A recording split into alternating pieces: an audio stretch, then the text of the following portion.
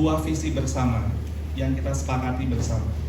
Menurut saya dalam sebuah pembangunan pekerjaan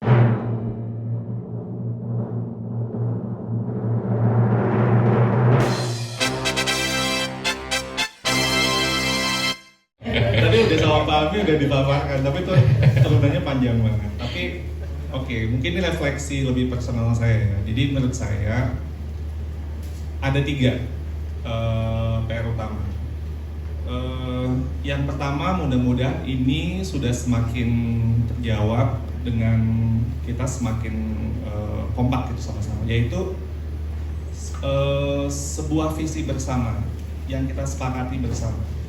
Menurut saya dalam sebuah pembangunan pekerjaan apapun harus jelas dulu tujuan kita kemana nih. Nah, kadang-kadang dalam pendidikan mungkin pendidikan ya itu bagian dari politik ya, tentunya harus ada proses politik, tapi jangan sampai dipolitisasi.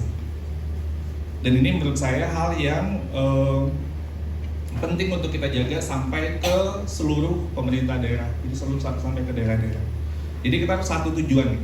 Kapal besar Republik Indonesia dalam pembangunan dan pembangunan pendidikan itu kita harus punya visi bersama. Tanpa itu, maka kadang-kadang kita digiring sini, kadang-kadang digiring sana, tarik sana sini gitu. Dan itu akan membuat kita bukan saja lelah, tapi juga menghabiskan sumber daya kita yang juga sangat terbatas. Itu satu. Yang kedua, SDM.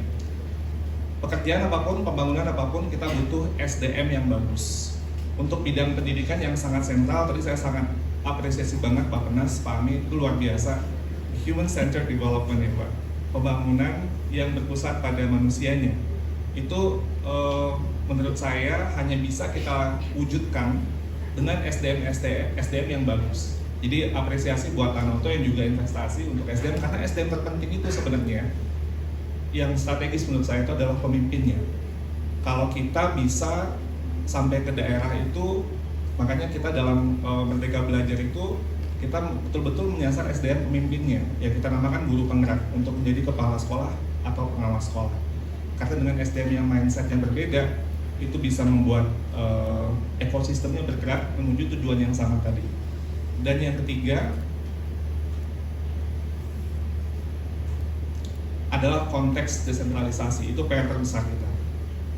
Saya walaupun mungkin sudah bergerak di bidang pendidikan lama, tapi baru bergabung di birokrasi dan mungkin Pak Ami udah sangat jauh memahaminya, tapi saya baru tersadarkan konteks desentralisasi kita itu betul-betul luar biasa tantangannya.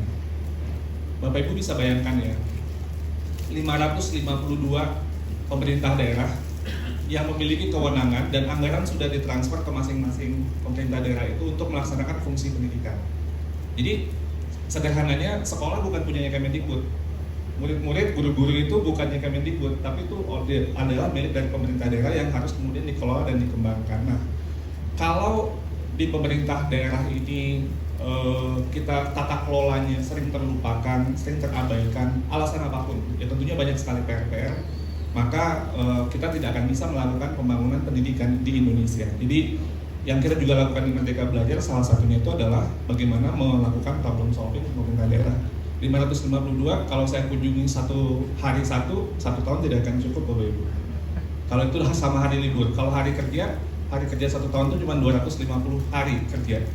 Kali 2 baru 500 hari kerja. Jadi saya butuh tahun ketiga untuk bisa menyambangi semua pemerintah daerah. Begitu luar biasanya kompleksitas desentralisasi kita. Atau kalau kita kumpul sama-sama, saya pernah job waktu kemarin di Brazil sama teman-teman dari UNESCO, saya bilang, kita ngomong masalah desentralisasi, saya bilang, ini kita 2 kali jumlah PBB, anggota PBB cuma 200, kita 552.